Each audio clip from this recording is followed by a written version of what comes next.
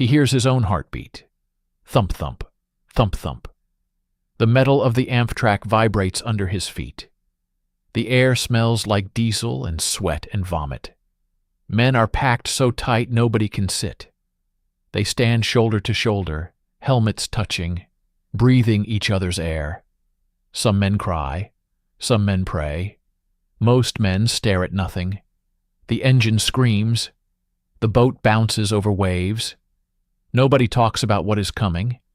The ramp is all that separates them from the island. A thin sheet of steel. On one side, 400 men in a metal box. On the other side, the mountain. Mount Suribachi. Nobody has seen it yet except through briefings and photographs. But they all know its name. They all know what waits at its base. Black sand. Volcanic ash so fine it swallows everything. The briefing officers said the bombardment would destroy the defenses. The briefing officers said the Japanese would be dead or broken. The briefing officers are not in this boat. His name is Robert. Private First Class, Robert Lang, 19 years old, from a farm in Iowa. He joined the Marines because the recruiting poster showed a man with a rifle standing on a beach, looking heroic. The poster did not show the ash. The poster did not show the smell. The poster did not show the man next to him, a kid from Boston named Callahan, who is now throwing up into his own helmet because he cannot reach the side of the boat. The boat lurches. The engine changes pitch. They are close now. Robert can feel it. The men around him tense. Rifles are gripped tighter. Eyes focus on the ramp. Through the metal, through the water, through the smoke, they hear it. A low rumble. Not engines. Not waves. Guns. Naval guns. The big ships are still firing. Shells scream overhead. The sound is like freight trains passing inches above their heads. Each shell lands on the island, with a deep crump, crump, crump. Robert tries to believe the shells are killing the enemy. He tries very hard. Above the fleet, the sky is gray and heavy. Rain begins to fall, fat cold drops mixed with ash from the bombardment. The ash falls like snow on the men in the boats. Black snow. It sticks to their uniforms, their faces, their weapons. Robert wipes it from his eyes. It smears like mud. On the island, deep beneath the mountain, a Japanese soldier presses his eye to a small crack in the rock. His name is Sato. He has been underground for 72 hours. He has not seen the sun. He has not eaten a hot meal. He has only his rifle, his ammunition, and his orders. He watches the water through the crack. He sees hundreds of small boats crawling toward the shore. He counts them. He loses count. He does not need to count. He only needs to wait. Behind Sato in the darkness of the tunnel, more soldiers wait. They sit in rows along the walls. Some clean their rifles. Some write letters home. Some stare at nothing. The tunnel smells like earth and sweat and kerosene. Candles flicker. The roof is low. Men cannot stand straight. They have been told to stay here until the shelling stops. They have been told the Americans will come. They have been told to kill until they cannot kill anymore. Above them, the naval shells continue to fall. The ground shakes constantly. Dust falls from the ceiling. A soldier coughs. Another soldier laughs nervously. Sato does not laugh. He watches the boats. They are getting closer. On the lead Amtrak, the ramp is still down. Robert can see the island now. It is ugly. Black and brown and gray. No trees. No buildings. Just rock and ash and the mountain. The mountain looms over everything. It is not beautiful. It is not majestic. It is just there, watching, waiting. Smoke from the bombardment drifts across its slope. For a moment, Robert imagines he sees movement on the mountain. He blinks. It is gone. Just shadows. The Amtrak hits the reef. The metal bottom grinds against coral. The whole boat shudders. Men grab each other to stay standing. The engine screams louder. The tracks bite into the reef, the boat climbs over it and drops into shallow water. The island is right there, 200 yards, 100 yards, 50 yards. Robert hears a new sound. Not naval guns, not engines, small arms. Somewhere to the left, a machine gun opens fire, then another, then another. The fire is not coming from the beach. It is coming from the cliffs on the flanks. The boats to the left are being hit. Robert cannot see them. He only hears the sound, the heavy thumping of Japanese machine guns, the distant screams of men he cannot see. His boat does not stop. It keeps going, straight for the beach. The black sand is close now. So close he can see the texture of it. It looks soft. It looks deep. He wonders if he will be able to run in it. He wonders if he will run at all. The boat grinds against the sand. The engine dies. For 1 second there is silence, just the sound of waves and distant gunfire. Then the ramp drops. Light floods in. Robert sees the island. He sees the black sand. He sees the terrace of ash rising above the beach. He sees the mountain beyond it. He does not see any Japanese soldiers. He does not see any enemy. He only sees empty black sand waiting for him. The lieutenant screams, "Go, go, go." The men surge forward. Robert moves with them. His boots hit the ramp. He jumps. He lands on the beach. The ash swallows his feet. He sinks to his ankles. He tries to take another step. He sinks deeper. The ash is not like sand. Sand supports weight. This ash is soft, loose. It has no bottom. Every step is a struggle. He pulls one foot out and the other sinks deeper. He is carrying 80 pounds of gear. He cannot run. He can barely walk. Behind him, more Amphtrax hit the beach. More ramps drop. More men jump into the ash. The beach begins to fill. Hundreds of Marines. Then thousands. They struggle up the slope toward the terrace. They move slowly, painfully, like men wading through deep mud. Still no fire from the island. Still no Japanese soldiers visible. Some men begin to believe. Maybe it really is empty. Maybe the Japanese are all dead underground. Maybe this will be easy. A Marine near Robert laughs. Not a happy laugh. A nervous laugh, but a laugh. He looks at Robert and says something Robert cannot hear. The guns are too loud.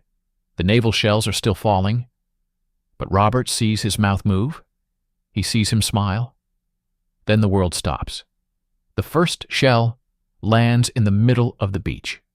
It is not a naval shell. It is a mortar. It comes from the mountain. It lands among a group of Marines struggling up the slope. The explosion is white and black and red. Bodies fly apart. Equipment flies into the air. A helmet spins end over end and lands in the ash. It is still strapped. There is no head inside it. Before anyone can react, the machine guns open fire. They do not fire from one place. They fire from everywhere. From the base of the mountain. From the cliffs to the left. From the high ground to the right. From hidden bunkers that nobody saw. The fire is not aimed at individuals. It is aimed at the beach itself. The bullets come in sheets. Walls of lead that sweep across the black sand. Robert dives flat. He presses his face into the ash. He tries to dig. He digs with his hands. The ash collapses around him. He cannot get deep. He cannot get safe. Bullets pass inches above his back. He hears them snap. He hears them thud into bodies behind him. He hears men screaming. Not battle cries. Just screaming. The sound of men being torn apart. He turns his head. Just a little. He looks to his left. Callahan, the kid from Boston, who threw up in his helmet. is lying 10 feet away. He is not moving. His eyes are open. They are staring at Robert. There is a hole in his chest. It is small and neat. The ash around him is turning blacker. It takes Robert a second to realize the ash is not just ash. It is blood. Callahan's blood, soaking into the volcanic sand. Another mortar lands. Closer this time. The shockwave slams Robert's body into the ash. His ears ring. He cannot hear the screams anymore. He cannot hear the machine guns. He only hears a high-pitched whine.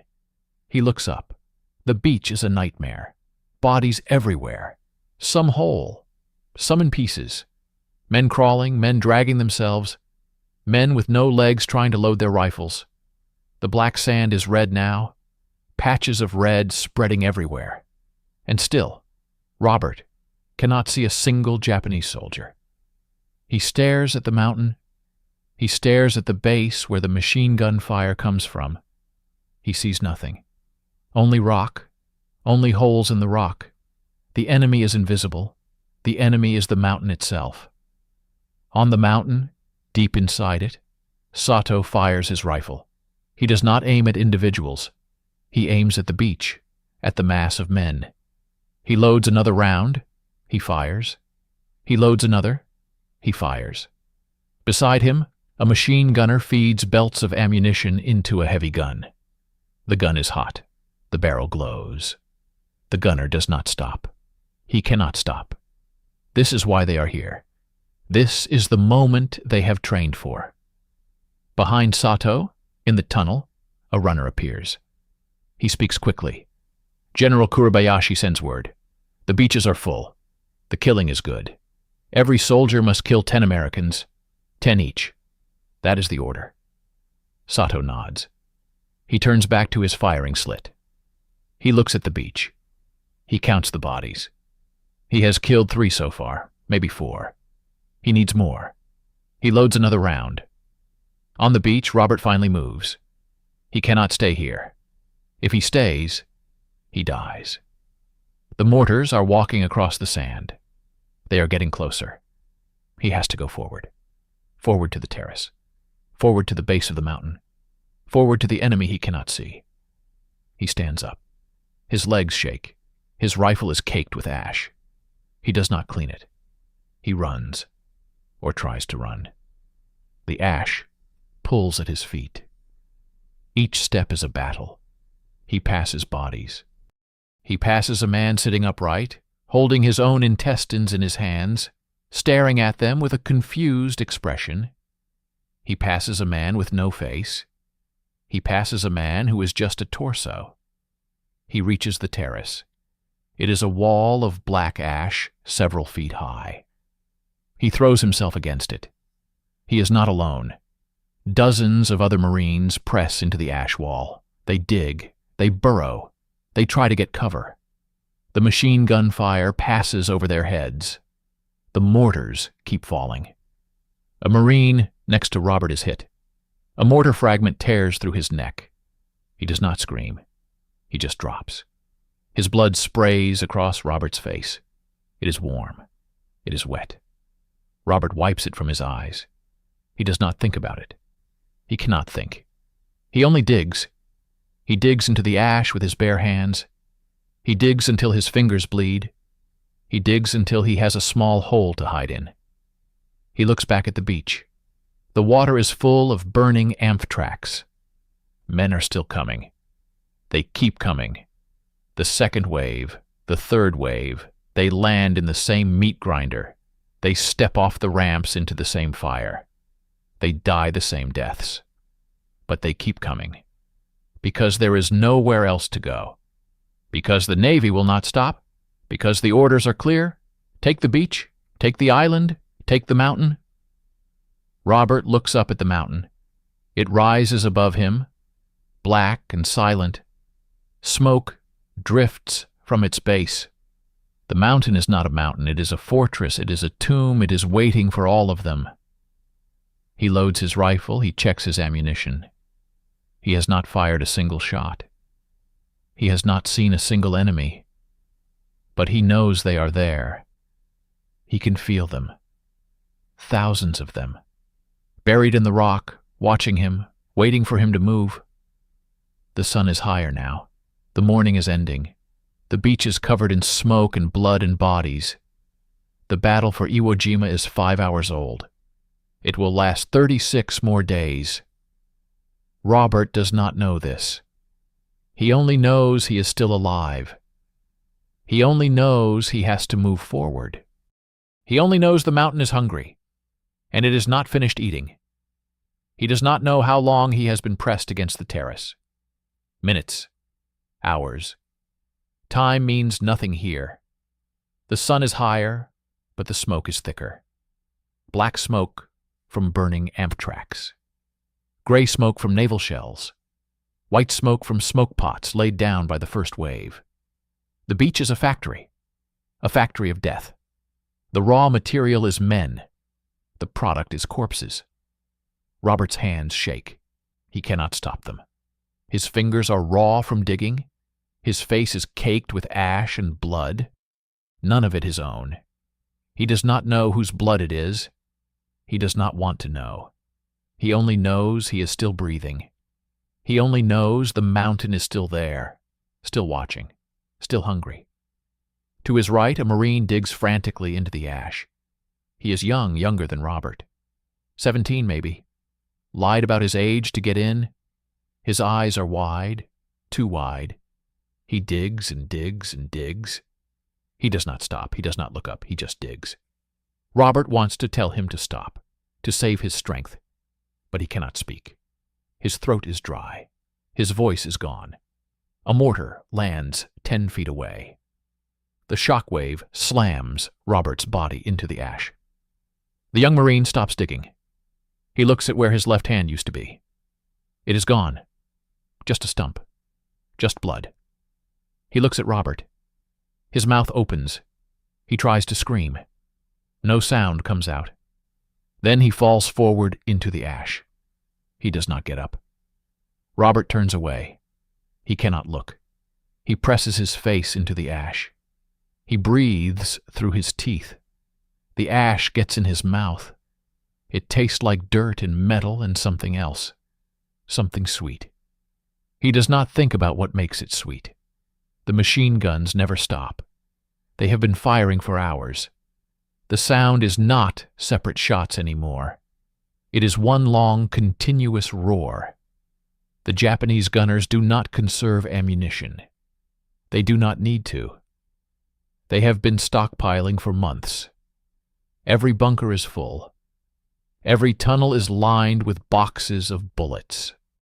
They will run out of Americans before they run out of bullets. That is the plan. On the left flank, the beach ends at a series of rocky cliffs. The cliffs are pockmarked with caves. Every cave has a gun. The Marines who landed near the cliffs never made it off the water. Their amp tracks burned on the reef. Their bodies float in the surf.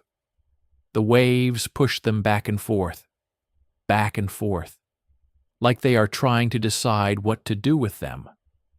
On the right flank, it is worse. The right flank is dominated by a high rock formation the maps call the quarry. The Japanese have turned it into a fortress. Gun positions every few feet. Interlocking fields of fire. A Marine cannot move on the right without being shot from 3 directions. The few who made it to the beach are dead now. Or dying. Or pretending to be dead. Hoping the night will come. Hoping the darkness will save them. Robert does not know any of this. He only knows his piece of the beach. His small patch of black sand and ash and bodies. He knows the Marine to his left is dead. He knows the Marine to his right is dead. He knows the machine gun fire is coming from a specific spot at the base of the mountain. He can see it now. A small, dark opening, barely visible. Every few seconds, a flash of light. Then another. Then another. The gun does not stop. He should do something. He knows this. He is a Marine. He is trained to attack, to move forward, to kill the enemy. But he cannot move. His body will not obey. His legs are made of ash. His arms are made of water. He lies in his shallow hole and listens to the bullets snap overhead. Behind him, the Navy keeps trying. More Amphtrax come, more men land. The Japanese let them come. They wait until the ramps drop. They wait until the men are in the ash. Then they open fire. The new men die beside the old men. The beach piles up. Bodies stack on bodies. The living crawl over the dead. The dead become sandbags. The dead become cover. The dead become part of the island. A lieutenant crawls past Robert. He is older, maybe 25. He has a map case under his arm. He is shouting. Robert cannot hear the words, but he sees the mouth moving. The lieutenant grabs Robert's shoulder. He shakes him. He points forward. He points at the base of the mountain. He wants Robert to move. He wants Robert to attack. Robert shakes his head. He cannot. He will not. The lieutenant slaps him, hard. The slap brings Robert back. Just a little. Just enough. The lieutenant points again. Forward. The mountain. The guns. Robert nods. He does not want to, but he nods. The lieutenant moves on. He crawls to the next Marine. He shakes him. He points. He slaps. He moves on. This is how the beach works. One man at a time, one slap at a time, inch by inch. The Marines begin to move. Robert pushes himself up. His legs scream. His back screams. Everything screams. He takes a step. The ash pulls at his foot. He takes another step. He is moving forward. Toward the mountain. Toward the guns. He does not look back. To his left, a Marine stands up and runs. He makes it 3 steps. A machine gun cuts him in half. His body falls in 2 pieces. They land separately. Robert keeps moving. He does not look. To his right, a Marine throws a grenade. It is a futile gesture. The bunker is 200 yards away. The grenade lands in the ash and does nothing. The Marine is shot a second later. Robert keeps moving. He reaches the first ridge. It is a low rise of volcanic rock, not part of the mountain, just a bump in the terrain. Men are huddled behind it, dozens of them. They press against the rock like it can save them. Robert joins them. He falls against the rock. He breathes. He is alive. A sergeant is there. He is organizing. He points at men. He gives them jobs. Robert is given a job. He is to go left, around the ridge, toward a small depression where other Marines are gathering. He is to link up with them. He is to bring back information. He nods. He does not understand the words, but he nods. He moves again. Around the ridge. The fire is lighter here. The mountain cannot see this spot, but the cliffs can. The cliffs to the left have guns. They fire across the beach. They fire at anything that moves. Robert moves low. He crawls. He drags himself through the ash. He reaches the depression. It is a shallow bowl in the terrain, maybe 50 feet across. 50 men are inside it. Some are alive. Some are dead. The living and dead lie together. There is no difference anymore. A corpsman moves among them. He has no more bandages. He uses his hands. He presses on wounds. He holds men as they die. He does not stop. He cannot stop. Robert finds an officer, a captain. He is the only officer left. The others are dead. He has a radio. He is talking to someone. The ship, the battalion. Someone. He is shouting into the handset. The radio crackles. No one answers. No one can hear. Robert reports. The sergeant sent me. The ridge. The men. The captain nods. He does not look at Robert. He looks at the mountain. He stares at it. His eyes are empty. He has seen too much. He has lost too many. The captain points at the base of the mountain. There is a path, a draw, a gully that leads up toward the first bunkers. He wants men to go there. He wants men to clear the bunkers. He wants men to die trying. Robert understands. This is his job now, to die trying. The captain picks men. Robert is one of them, 10 men, 11, counting Robert. They gather at the edge of the depression. They check their weapons. They do not speak. There is nothing to say. They know they will not all come back. They know most of them will not come back. They go anyway. Because the captain said go. Because there is no other direction. They move up the draw. It is steep. The ash is deeper here. It slides under their feet. They climb on hands and knees. The mountain looms above them. It blocks out the sky. It blocks out the sun. They are in shadow now. The mountain shadow. It is cold. It is dark. It is wrong. The first bunker appears. It is a hole in the rock. A small opening with a heavy machine gun inside. The gun fires down the beach. It does not see them. Not yet. They are above it. They are behind it. They have the advantage. The sergeant signals. He points. 2 men with a flamethrower move forward. They are heavy. The flamethrower on their backs is a burden. The man with the nozzle crawls toward the bunker. The man with the tank follows. They move slow, careful. The ash muffles their sounds. They reach the bunker. The nozzle man stands. He aims the nozzle at the opening. He signals. The tank man opens the valve. A stream of liquid fire shoots into the bunker. It is bright. It is terrible. The fire fills the hole. It pours inside. It finds everything. Screaming. From inside the bunker. Men screaming. Not battle cries. Just screaming. The sound of burning. The sound of dying. The fire burns for a long time. The screaming stops. Then there is silence. The Marines move on. There are more bunkers. More holes. More guns. They find them, one by one. They burn them, one by one. The mountain does not stop them. The mountain waits. The mountain has many holes.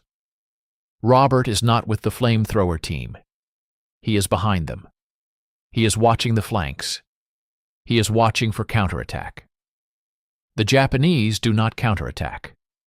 They stay in their holes. They wait to be burned. They wait to die. This is their duty. Kill 10 Americans. Then die. They are doing their duty. Hours pass. The sun moves across the sky. The draw is cleared. 11 men went up. 8 come down. 3 are left in the draw. They are not coming down. Nobody asks about them. Nobody mentions them. They are already forgotten. There will be more. There will always be more. Robert returns to the depression. The captain is still there. He is still on the radio. This time, someone answers. The captain listens. He nods. He puts the handset down. He looks at the men. He tells them the news. The mountain. The summit. Patrols are going up tomorrow. They are going to take the top. They are going to raise the flag. Nobody cheers. Nobody smiles. The mountain is still there. The mountain is still hungry.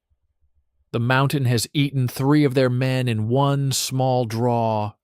It will eat more tomorrow. It will eat until it is full. And it is not full yet. Robert sits down. He leans against the rock. He closes his eyes. He does not sleep. He cannot sleep. He sees the young Marine with no hand. He sees Callahan's open eyes. He sees the flamethrower fire pouring into the bunker. He sees the screaming that followed. He sees it all. He will always see it all. The beach is quieter now. Not quiet, nothing is quiet, but quieter. The machine guns still fire. The mortars still fall. But less often. The Japanese are conserving. They are waiting. They know the Americans are not leaving. They know the Americans will keep coming. They have all the time in the world. Night falls. The black sand turns darker. The bodies disappear into the darkness. The living huddle together. They share what they have: water, food, ammunition. They do not share their fear. They keep that inside. They keep it deep. Robert looks up at the mountain. It is black against the stars. No lights, no movement, just black, just waiting. He thinks about tomorrow. He thinks about going up. He thinks about the flag. He does not understand why the flag matters. He only understands the mountain. The mountain is real. The mountain is death. The mountain is where he will go. He closes his eyes again. This time he sleeps. Not deep sleep, not rest, just darkness behind his eyes, just a few hours of not seeing. When he wakes, it will be time to climb. When he wakes, it will be time to die. When he wakes, the mountain will still be there, waiting, always waiting. He wakes to darkness, not the darkness of night, the darkness of the mountain. He is inside it. He does not remember going inside. But here he is. Rock above him, rock around him. The air is thick and wet and wrong. It tastes like earth and sweat and something else. Something old, something dead. Robert sits up. His head hits rock. Low ceiling. Too low. He is in a tunnel. A Japanese tunnel. How did he get here? He does not know. He only knows he is inside the mountain now. The mountain has swallowed him. He hears sounds. Not above ground sounds. Different sounds. The scrape of a shovel. The drip of water. The soft shuffle of feet on rock. And breathing. Many breaths. All around him. In the walls. In the floor. In the ceiling. The mountain is breathing. He tries to stand. He cannot. The ceiling is too low. He crawls. Forward. Deeper. The tunnel slopes down. Into the dark. He has no light. He feels with his hands. The rock is smooth. Worn smooth by years of hands. Japanese hands. Thousands of them. They have been here a long time. He reaches a junction. Left. Right. Straight. He does not know which way to go. He chooses straight. Deeper. Always deeper. The air gets thicker. Harder to breathe. He crawls faster. He does not know why. He just needs to move. Needs to get out. Needs to find the surface. Needs to find the sun. A sound behind him. Footsteps. Not his. He stops. The footsteps stop. He waits. They wait. He breathes. They breathe. He is not alone in the dark. He has never been alone. He turns. He sees nothing. Just black. But he feels them. Soldiers. Japanese soldiers. In the walls, in the tunnel, all around him. They are watching. They are waiting. They are patient. They have been patient for months. They can be patient a little longer. Robert crawls faster. His hands bleed on the rock. His knees bleed. He does not stop. He cannot stop. The tunnel splits again. He chooses left, then right, then left again. He is lost. Completely lost. The mountain has taken him, and he will never find his way out. A light ahead. Flickering. Candlelight. He crawls toward it. The tunnel opens into a chamber. A large chamber, 50 feet across, 20 feet high. Candles burn in niches in the walls. The light dances. Shadows move. And in the center of the chamber, men, Japanese soldiers, hundreds of them, sitting in rows, facing him, staring at him. They do not move. They do not speak. They only stare. Robert tries to scream. No sound comes out. His voice is gone. His throat is ash. He tries to run. His legs will not move. He is frozen. Trapped. The soldiers stare. Their eyes are black. Empty. Dead. But they are not dead. They are waiting. Waiting for something. Waiting for him. One soldier stands. He walks toward Robert. He is young, younger than Robert. His face is smooth. His uniform is clean. He carries no weapon. He stops inches from Robert. He looks into Robert's eyes. He smiles. It is not a friendly smile. It is the smile of someone who knows something Robert does not know. The soldier speaks. His voice is soft, quiet. He says one word. One word Robert understands, one word in English. He says, "Welcome." Robert wakes. He is not in the tunnel. He is on the surface. He is pressed against rock, the real rock of the mountain. The sun is up. It is morning. He is alive. The dream fades but does not disappear. It stays in the back of his mind. A splinter, a warning. The mountain is inside him now. It will never leave. He looks around. He is on a slope, the lower slope of Suribachi. Men are around him. Marines. They are preparing to move, up, always up, the flag. They are going for the flag. Robert does not remember volunteering. He does not remember being chosen. But here he is, part of the patrol, part of the climb. The patrol is small, 40 men, led by a lieutenant. The lieutenant is young, eager. He has not been on the beach long. He has not seen what Robert has seen. He still believes in things, in flags, in victory, in coming home. They move up. The slope is steep, loose rock, volcanic gravel. Every step slides back half a step. They climb on hands and knees. The mountain watches. The mountain waits. From above, nothing. No fire, no movement, just rock, just silence. Robert hates the silence. The silence is worse than the guns. The guns mean the enemy is there. The guns mean you know where they are. The silence means nothing. The silence means they could be anywhere. They could be everywhere. They could be in the rock itself.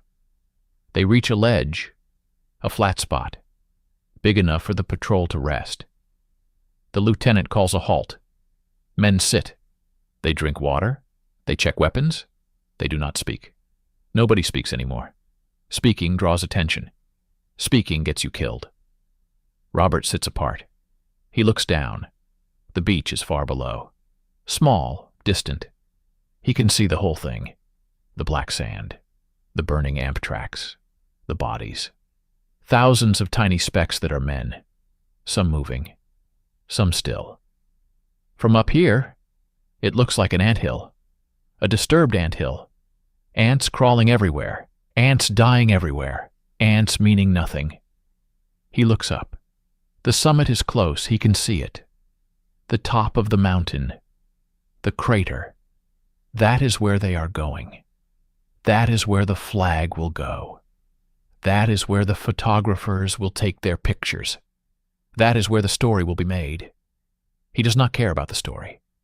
He cares about the rock around him, the rock under him, the rock above him. The rock is full of holes, full of tunnels, full of men, Japanese men, waiting, always waiting. The lieutenant signals, move out. The patrol stands. They climb. The last stretch, the steepest stretch, hands and feet, digging into rock, pulling themselves up. 1 foot, then another, then another. A shot, one shot, single rifle, from somewhere, nowhere, everywhere. A Marine near Robert falls. He does not scream. He just drops. Rolls down the slope, bounces off rocks, disappears. Gone, like he was never there. The patrol freezes. They press against the rock. They look for the shooter. Nothing. No movement. No muzzle flash. Just rock. Just silence. The mountain is spoken. 1 word. 1 death. Then nothing. The lieutenant signals again. Keep moving. They move. Faster now. Desperate. They need to get to the top. Need to get out of the open. Need to get somewhere flat. Somewhere they can fight. More shots. Scattered. From different places. Not coordinated. Just snipers. Individual soldiers. Hidden in the rock. Taking their time. Choosing their targets. 1 shot.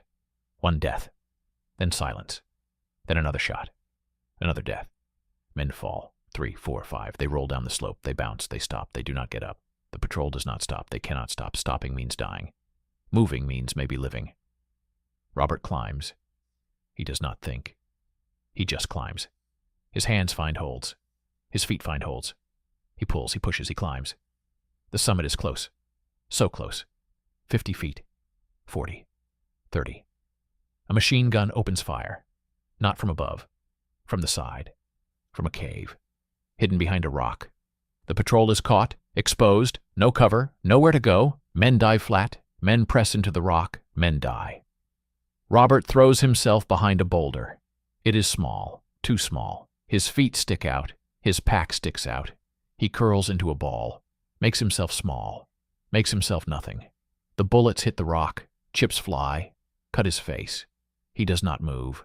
The lieutenant is hit. Robert sees him fall. Sees him grab his leg. Sees him try to crawl. Sees him hit again. And again. The lieutenant stops moving. His body lies on the slope. His blood runs down the rock. Down toward the beach. Down toward the bodies. Joining them. Becoming them. The machine gun stops. Then starts again. Then stops. The Japanese are playing. They are having fun. This is sport for them. Shooting men on a slope. Watching them fall. Watching them roll. Watching them die. They have waited months for this. They will enjoy every second. Robert lies behind his boulder. He cannot move. He cannot shoot. He cannot do anything. He just lies there, waiting. Waiting for the gun to find him. Waiting for the bullet that has his name. Waiting to join the others. Waiting to roll down the slope. Waiting to become nothing. Time passes. Minutes. Hours. He does not know. The sun moves. The shadows change. The machine gun fires in bursts. Each burst kills someone. Each burst makes the patrol smaller. Each burst brings the mountain closer to victory. A Marine near Robert moves. He is young. The 17-year-old. No, that one died. This one is older. Maybe 20. He has a flamethrower. The tank's on his back. The nozzle in his hands. He looks at Robert. He points at the cave. The machine gun cave. He wants to go. He wants to burn them. He wants Robert to cover him. Robert shakes his head. No. Too dangerous. Too stupid. Too dead. The Marine insists. He points again. He is going. With or without cover. He is going to burn that cave. He is going to kill those men. He is going to do his job. Robert nods. He does not want to, but he nods. He picks up his rifle. He checks it. He breathes. He gets ready. The Marine with the flamethrower moves. He crawls first.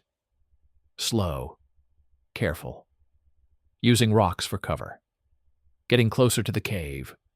Closer to the gun. Robert watches. He waits. He aims at the cave. He does not shoot. He cannot shoot. The gun is still firing. The Marine is still crawling. Timing is everything. The Marine reaches a rock. Close to the cave. 20 feet. 15. He stops. He checks the nozzle. He checks the tanks. He looks at Robert. He nods. He is ready. Robert stands. Just for a second. Just long enough. He fires at the cave. 3 shots. Fast. Useless. But enough. Enough to draw attention. Enough to make the gunners turn. Enough for the Marine. The Marine stands. He runs.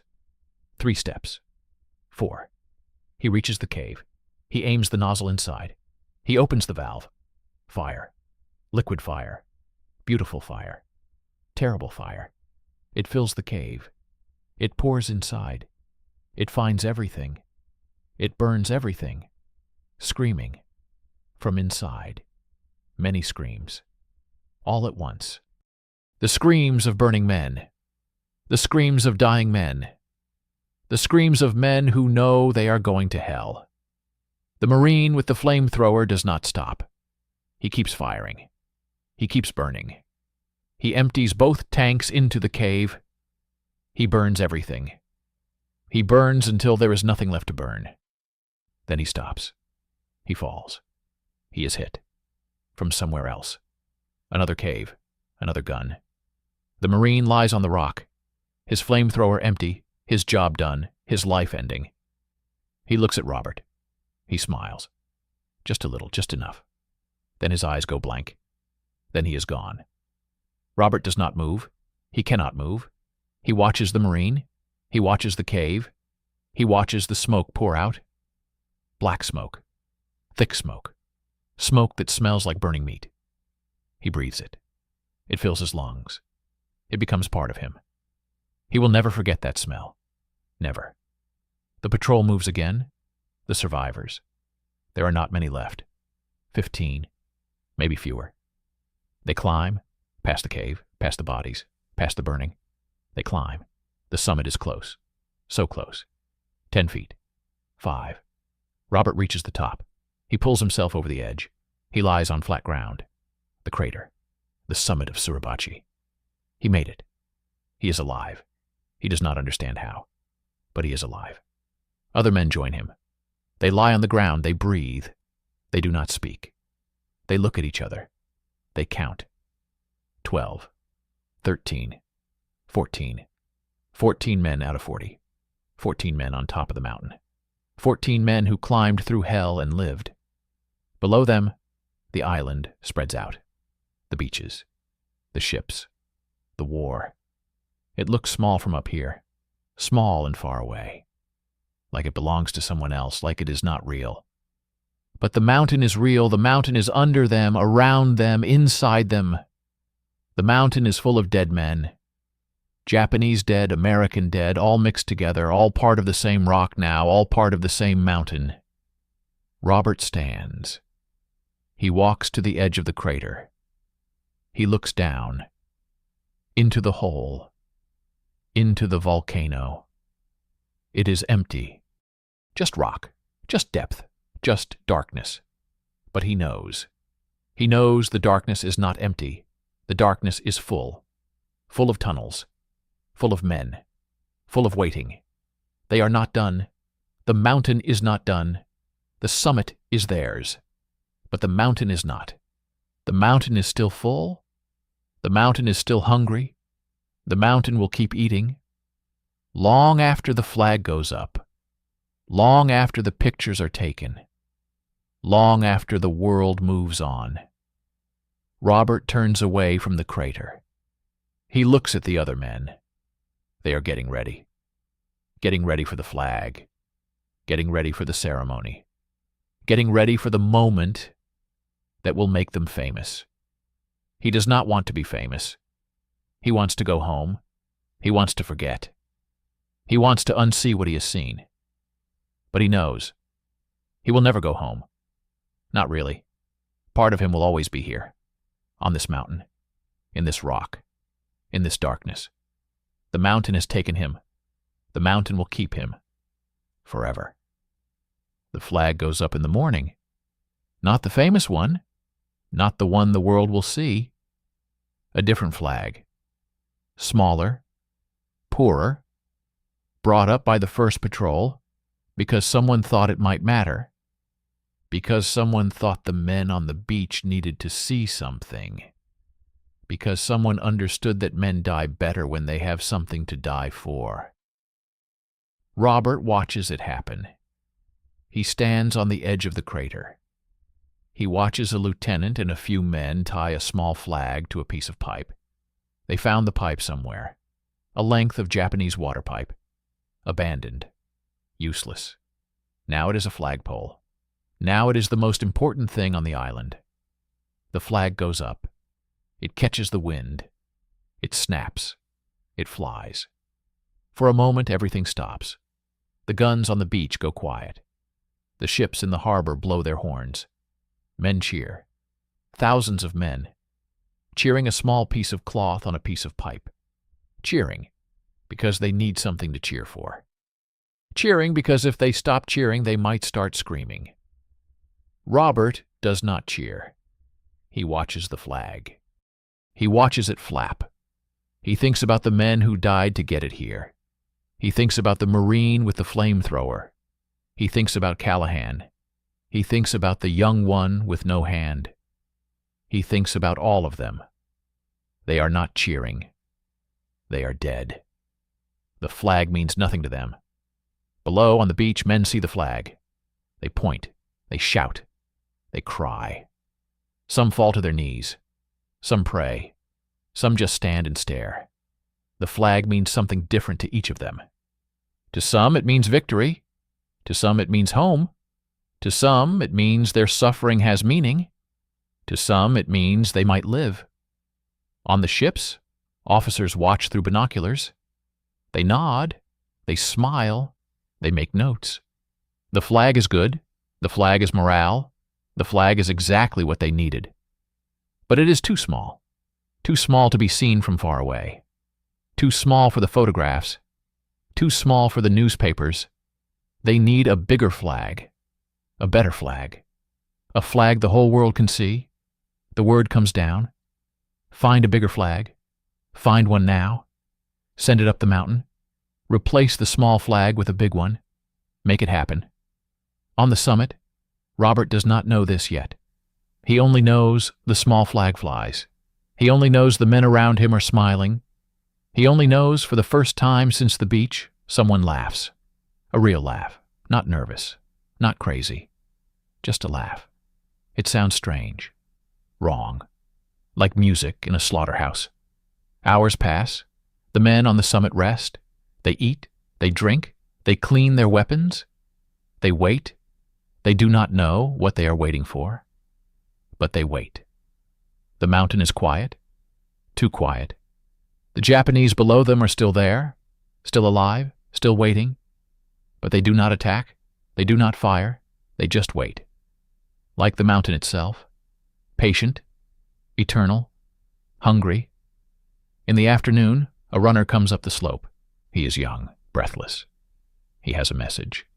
A big flag is coming. A replacement. It must be raised. The photographers are coming.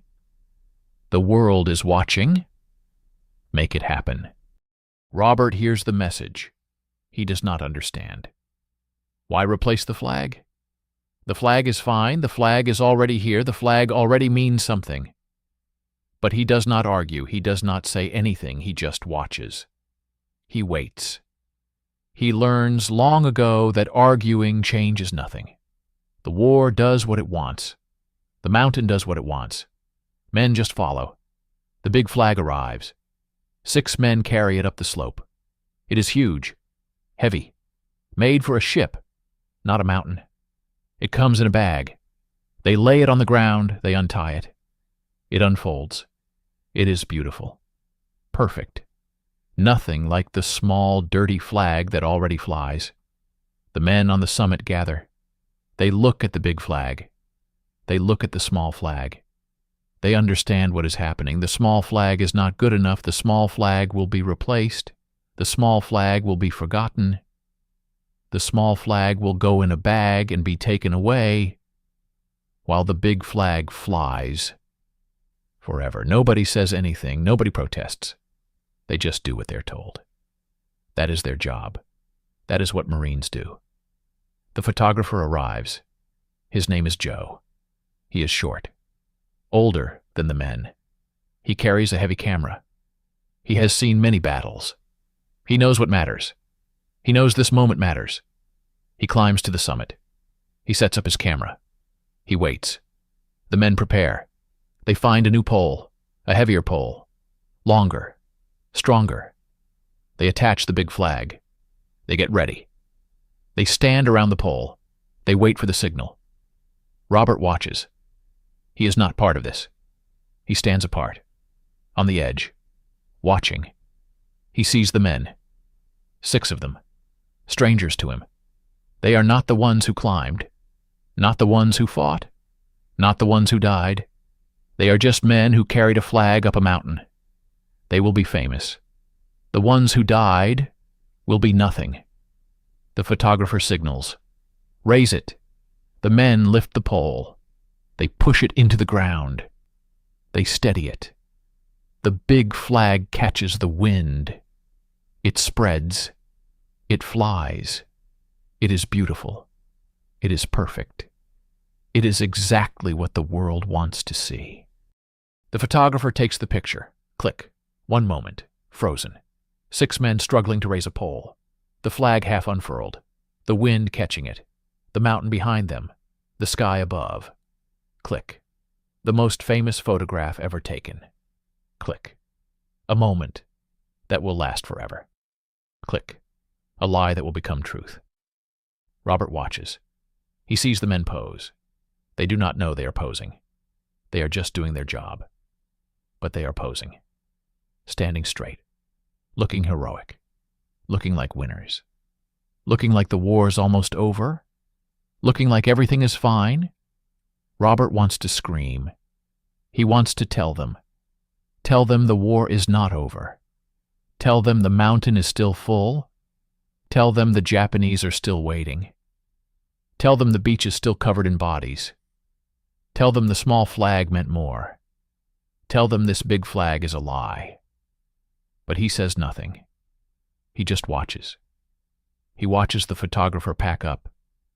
He watches the men shake hands. He watches the big flag fly.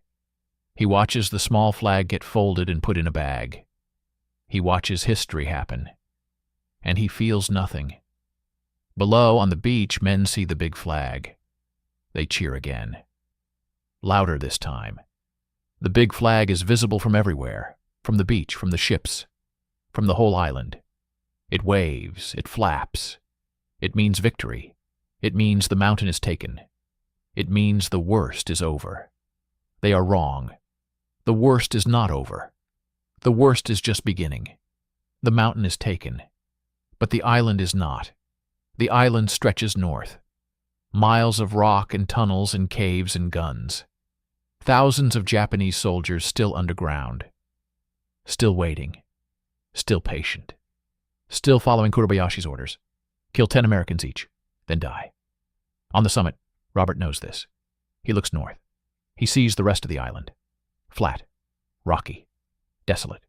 He knows what is there. More tunnels. More bunkers. More guns. More death. The flag means nothing to that. The flag will not stop bullets. The flag will not protect anyone. The flag is just cloth. The photographer leaves. The runner leaves. The officers leave. Soon only the men on the summit remain.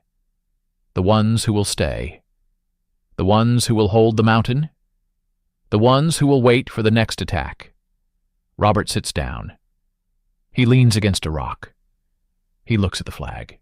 The big, beautiful flag. It snaps in the wind. It is loud. Constant. A sound that never stops. He will hear that sound forever. Even when he leaves. Even when he goes home. Even when he is old. The sound of a flag on a mountain. The sound of victory. The sound of lies. Night falls. The flag is still there. It does not come down at night. It flies always. In the dark, it is just a shape, a darker shape against the stars. But Robert knows it is there. He feels it, watching, judging, reminding. He tries to sleep. He cannot. The mountain is too loud, not with sound, with silence. The silence of thousands of men waiting to die. The silence of tunnels full of soldiers. The silence of the dead. The mountain hums with it, vibrates with it, keeps Robert awake with it. He thinks about the small flag, the one they replaced. Where is it now? In a bag somewhere? On a ship? Going home? He hopes it goes home. He hopes someone keeps it. He hopes someone remembers. The small flag was real. The small flag was them. The small flag was the climb. The small flag was the death. The small flag was true. The big flag is a lie, a beautiful lie, a necessary lie, but a lie. Morning comes. Robert opens his eyes. He did not sleep, but he rested. His body is heavy. His mind is slow. He stands. He walks to the edge. He looks down. The beach is busy. Men and machines. Supplies and equipment. The invasion is working. The beach is secured. The mountain is taken. The flag flies. He should feel something. Pride. Hope. Joy. He feels nothing. Just emptiness. Just waiting. Just the mountain. A Marine walks up to him. One of the flag raisers. one of the 6. He is young, happy. He smiles at Robert. He points at the flag. He says something. Robert does not hear the words. He only sees the smile of someone who does not know, who does not understand, who thinks the hard part is over. Robert nods. He pretends to agree. He pretends to be happy. He pretends to care. The Marine walks away, still smiling, still happy, still wrong. Robert looks north again. The rest of the island waits. Flat, brown, ugly. He knows what is coming. He knows they will go there. He knows they will find more tunnels. More caves, more guns, more death. He knows some of these smiling men will die there. He knows some of them will wish they never climbed this mountain. He knows the flag will not save them. He turns back to the flag. It snaps. It flaps. It waves. It is beautiful. It is perfect. It is everything the world wants to see. Robert hates it. He hates it with a quiet hate, a deep hate, a hate that will never go away. He hates what it means. He hates what it hides. He hates that it will become the story, the only story, while the real story stays buried, in the tunnels, in the caves, in the black sand, in the bodies. The real story is the Marine with the flamethrower. The real story is Callahan. The real story is the young one with no hand. The real story is the lieutenant who died on the slope. The real story is the Japanese soldiers burning in their caves. The real story is the beach. Always the beach. The black sand. The red sand. The bodies. The screams. The silence. The flag covers it all. The flag makes it beautiful. The flag makes it right. The flag makes it something people can look at without crying. Robert looks at it one last time. He memorizes it. Not because he loves it. Because he wants to remember. He wants to remember that this is what they chose. This is what they wanted. This is what matters. Not the dead, not the truth, just the flag, just the lie, just the photograph. He turns away. He walks down from the summit. He leaves the flag behind. He goes to join the others. The ones going north, the ones going into the rest of the island, the ones going to die in tunnels they cannot see, the ones going to fight a war that is not over, the ones going to learn what the flag really cost. Behind him, the flag snaps. In the wind, in the sun, in the photograph. Forever. He walks north. The mountain is behind him now. The flag is behind him. The photograph is behind him. None of it matters here. Here there is only rock, only tunnels, only waiting, only death. The island narrows as it goes north. The beaches on both sides are close. The ground rises into ridges and cliffs. Every ridge has a cave. Every cave has a gun. Every gun has a man. Every man has orders. Kill 10 Americans. Then die. Robert joins a new unit. His old unit is gone, dead or wounded or scattered. He does not ask. He does not want to know. He just falls in with the men moving north. They do not ask who he is. They do not care. He is a body, a rifle, another warm thing to put between them and the bullets. The first ridge is called Hill 362. It is not a hill. It is a nightmare. The Japanese have been here for months. They have dug tunnels through the entire thing. They have built bunkers facing every direction. They have zeroed their mortars on every approach. They have waited. Now they are ready. The attack begins in the morning. The Marines move forward. They spread out. They use the rocks for cover. They advance, slowly, carefully, one step at a time. The ridge is quiet. Too quiet. Robert knows this quiet. The mountain was quiet too, before it killed. The first shot comes from nowhere. A single rifle. A Marine falls, then another shot. Another Marine, then the mortars. They come all at once. Dozens of rounds. Filling the air. falling everywhere. Men dive for cover. Men find none. Men die. Robert throws himself behind a rock. It is small, useless, but it is something. He presses into it. He makes himself small. The mortars keep coming. They walk across the ridge. They find men in their holes. They find men behind rocks. They find men everywhere.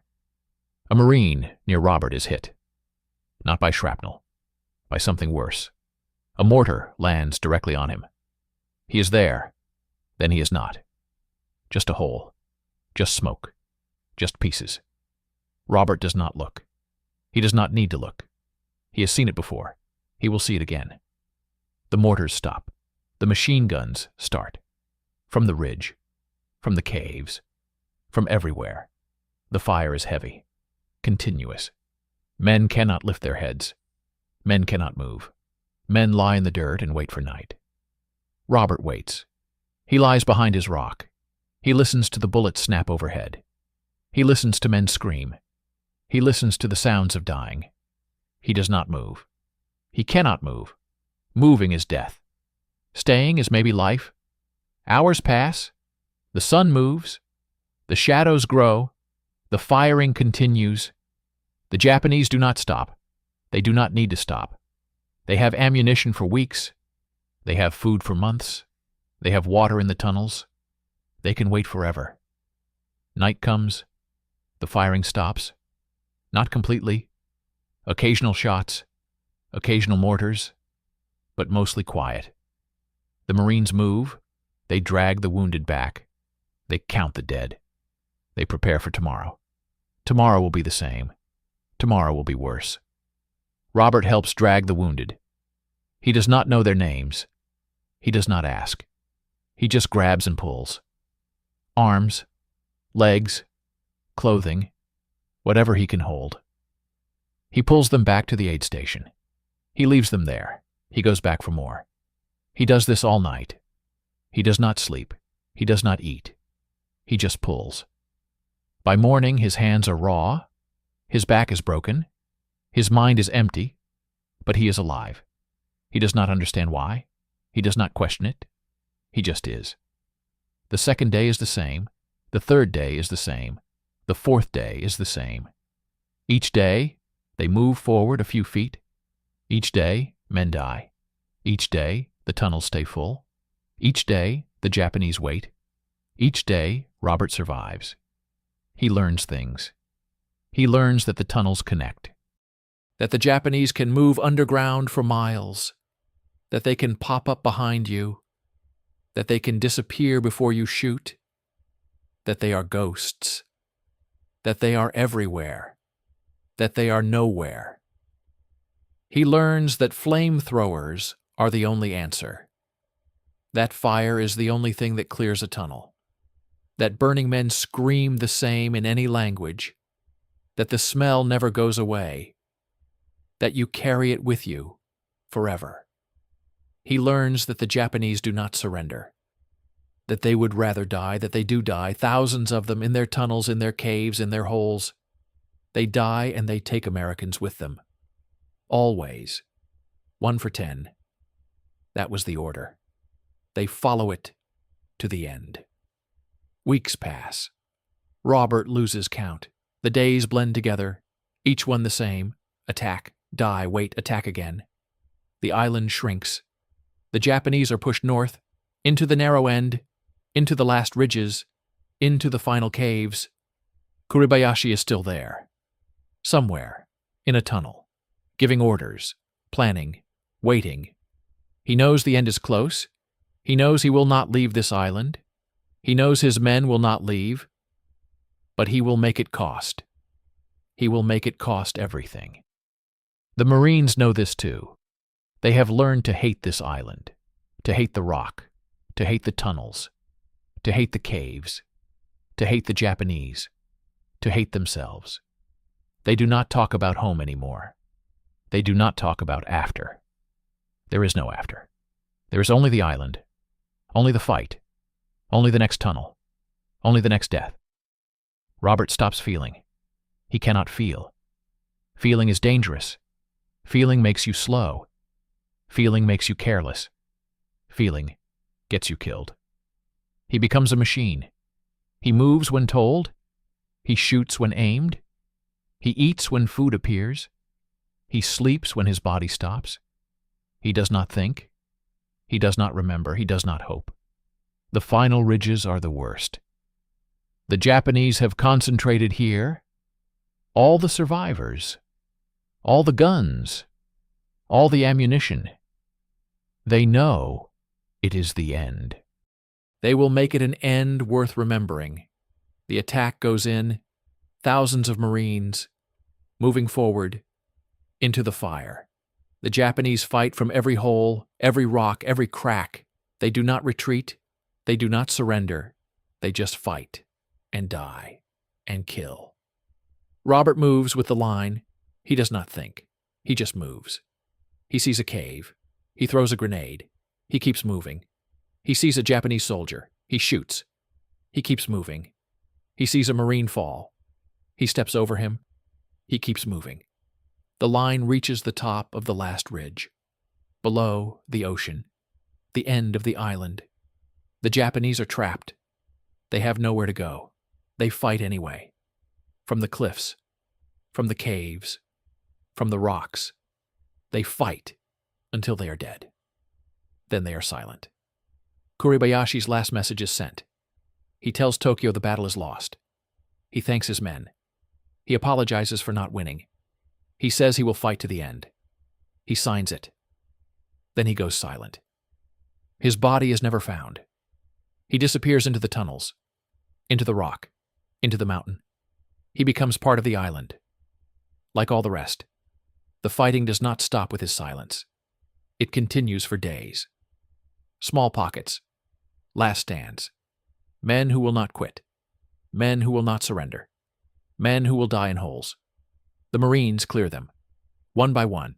Tunnel by tunnel. Cave by cave. It is not battle anymore. It is extermination. It is cleaning. It is ending. Robert is part of it. He does not question. He just does. He goes into tunnels.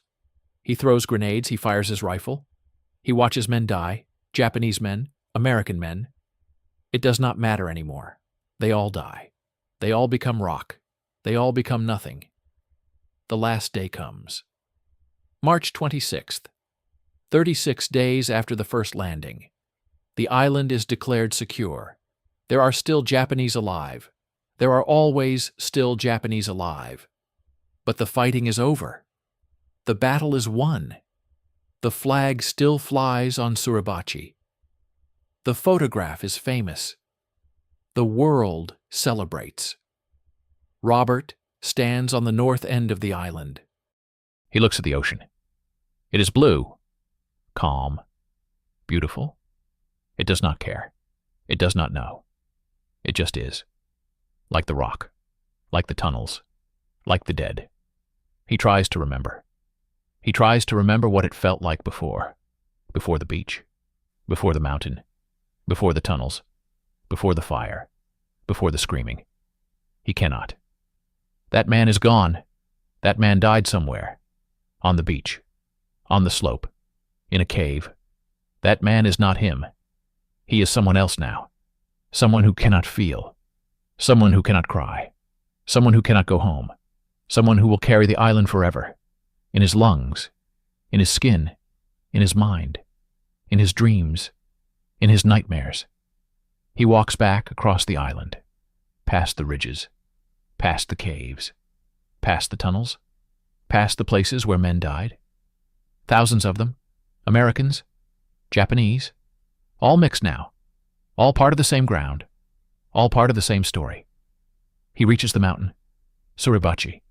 It rises above him. Black and silent. The flag still flies. It snaps in the wind. It is beautiful. It is perfect. It is a lie. He climbs. Not all the way, just part way. To a spot he remembers. A spot where something happened. He does not remember what. Just that something happened. Something important. Something that changed everything. He finds the spot. It is just rock now. Just slope. Just mountain. No marker. No sign. No memory. Just rock. He sits down. He puts his hand on the rock. It is warm. From the sun. From the day. From something else. He does not know. He thinks about the men. All of them. The ones he knew. The ones he did not. The ones who died. The ones who lived. The ones who will never leave. He thinks about Callahan. About the young one with no hand. About the Marine with the flamethrower. About the lieutenant on the slope. About the Japanese soldiers burning in their caves. About Kuribayashi somewhere underground. About all of them. All part of the rock now. All part of the mountain. He stands. He looks up at the flag. It waves. It flaps. It means nothing. It means everything. It means whatever they want it to mean. It means victory. It means sacrifice. It means freedom. It means lies. It means truth. It means all of it. It means none of it. He walks down. He leaves the mountain behind. He leaves the island behind. He gets on a ship. He goes home. He does not look back. He cannot look back. Looking back would kill him. Looking back would make it real. Looking back would make him feel. He feels nothing. That is how he survives. That is how they all survive. They feel nothing. They remember everything. They carry the island in silence. They carry the mountain in their bones. They carry the dead in their blood. They carry the flag in their eyes. Always waving, always snapping, always lying, always true. The ship moves away. The island shrinks. It becomes small, then smaller, then a dot, then nothing. Just ocean, just horizon, just memory. Robert stands at the rail. He watches the nothing. He does not move. He does not speak. He does not cry. He just stands. Empty, full, alive, dead, all at once. Behind him, in the distance, the mountain still rises. The flag still flies. The tunnels still wait. The dead still lie. The island still holds them all. Forever.